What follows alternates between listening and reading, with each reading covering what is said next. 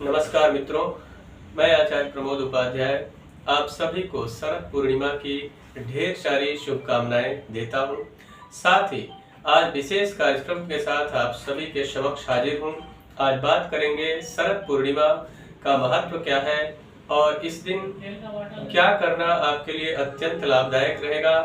यदि आप अपने जीवन में किसी समस्या को लेकर बहुत अधिक परेशान हैं और साथ ही साथ में आपके घर में कलह और क्लेश की स्थिति निरंतर बनी रहती है, उसके साथ ही साथ में आप लगातार प्रयास करने के बाद आपका बिजनेस व्यापार हो या फिर आपकी नौकरी, कहीं न कहीं शांति का जो माहौल या फिर शांति प्राप्त करना आप चाहते हैं, साथ साथ में तरक्की करना चाहते हैं, इस दिन कुछ सटीक उपाय आपके लिए बहुत ही जबरदस्त लाभ का योग बनाएंगे।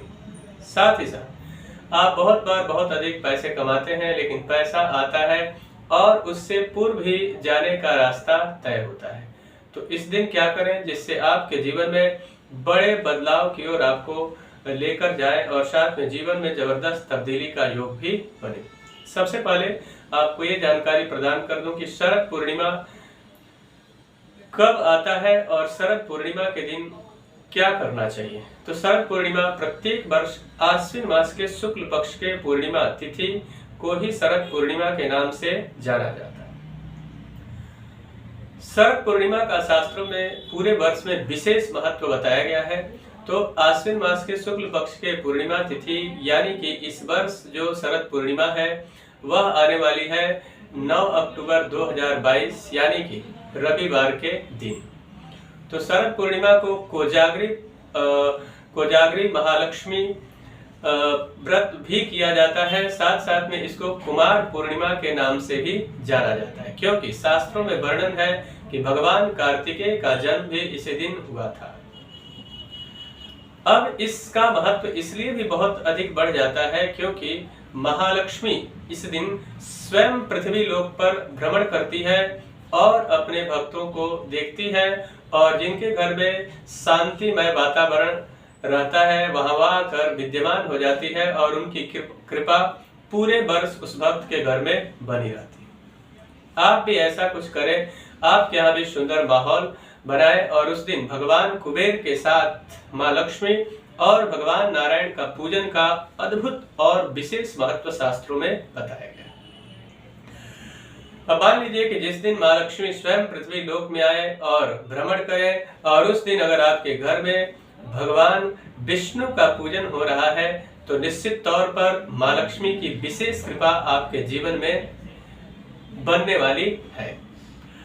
अब यहाँ आपको बता दूं कि इस दिन भगवान नारायण के मंत्र का जप करना यानी कि ओम नमो भगवते वासुदेवाय मंत्र का भी अगर आप जप करना चाहते हैं या फिर इस मंत्र से सिद्धि प्राप्त करना चाहते हैं या फिर साथ ही साथ में भगवान विष्णु की विशेष कृपा अगर होती है आपके ऊपर तो माँ लक्ष्मी की कृपा अपने आप हो जाती है, ये तय है।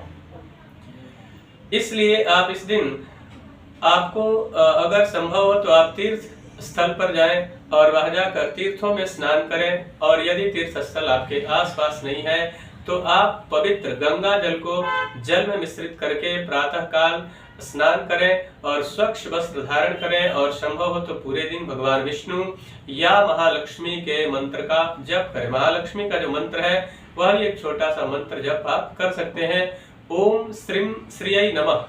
मात्र इसी मंत्र का आप जप करिए, निश्चित तौर पर आपके जीवन की अनेक प्रकार की बाधाएं दूर हो जाएंगी। अब इस दिन का और भी महत्व शास्त्रों में इसलिए बताया गया है बढ़ने का कारण कि इसी दिन भगवान कृष्ण ने अलग अलग रूप धारण करके और गोपियों के साथ गरबा रास यानी कि रास रचाया था, रास किया था और सारे गोपियों के साथ उन्होंने आनंद प्राप्त किया और गोपियों को भी अद्भुत आनंद की अनुभूति हुई, इसलिए इसका महत्व और भी अद्भुत है। अब यहाँ पे एक और उपाय किया जा सकता है आपके जीवन में। यदि मैंने प्रारंभ में ही बताया कि अगर कलह और क्लेश की स्थिति निरंतर बनी रहती है, लगातार आपकी बॉन्डिंग में समस्याएं आती है यानी कि परिवार में किसी भी सदस्य के साथ अच्छी अंडरस्टैंडिंग नहीं है यानी कि आपसी जो व्यवहार है उसमें मतभेद की स्थिति निरंतर बनी रहती है या फिर किसी बच्चे का पढ़ाई में मन नहीं लगता है या रोग की स्थिति निरंतर बनी हुई है, आप इस दिन एक विशेष उपाय, विशेष लेकिन साधारण उपाय करके और कमाल का लाभ प्राप्त करने में कामयाब हो सकते हैं।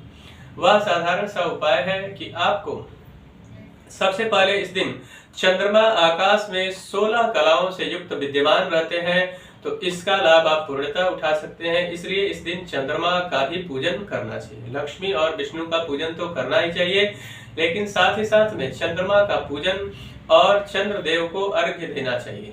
अर्घ्य देने से चंद्रमा पूर्णतः प्रसन्न होते हैं। और उसके अलावा इस दिन गाय के दूध में आपको चावल मिलाकर और उसका खीर बनाना चाहिए, और खीर बना करके और रात्रि के समय इसे चंद्रमा की रोशनी में रख देना चाहिए ढककर, और ढके ऐसे जालीदार चीज से जिससे कि चंद्रमा की रोशनी उस पर पड़े, क्योंकि चंद्रमा 16 कलाओं से युक्त होकर और शरद पूर्णिमा के दिन अमृत की वर्षा करते हैं।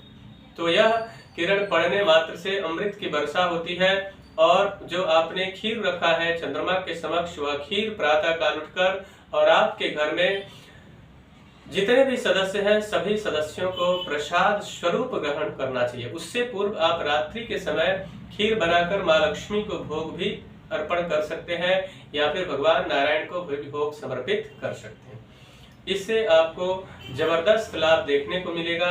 साथ ही आपके जीवन या फिर आपके घर परिवार में जो क्लेश की स्थिति बनी हुई है या फिर जो बिजनेस व्यापार में लाभ नहीं हो पा रहा है, उसमें जबरदस्त बदलाव आपको कुछ ही समय में देखने को मिलेगा। साथ ही आपके घर में सुख शांति और समृद्धि की प्राप्ति होगी और आप उत्तरोत्तर तरक्की के पथ पर आगे बढ़ेंगे। मित्रों, मुझे आशा है कि मेरा यह कार्यक्रम आप सभी को पसंद आया होगा। मेरा एक निवेदन है कि अगर अभी तक हमारे चैनल को आपने सब्सक्राइब नहीं किया है तो कृपया चैनल को सब्सक्राइब करें, वीडियो को अधिक से अधिक लाइक और शेयर करें, बेल आइकन को दबाएं। यदि आप भी अपने जीवन में व्यापारिक या फिर व्यक्तिगत समस्या को लेकर परेशान हैं, या फिर आप अपने जन्म कुंडली का विश्लेषण करवाना चाहते हैं, तो आप हमसे संपर्क करके और उस समस्या का समाधान प्राप्त कर सकते हैं। तब तक के लिए इजाजत दीजिए। नमस्कार।